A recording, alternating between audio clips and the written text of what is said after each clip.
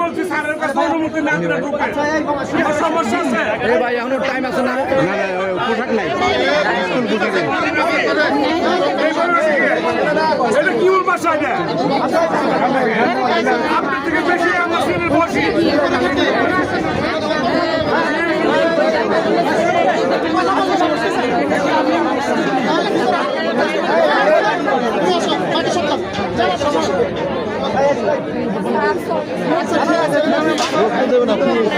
দিতে হবে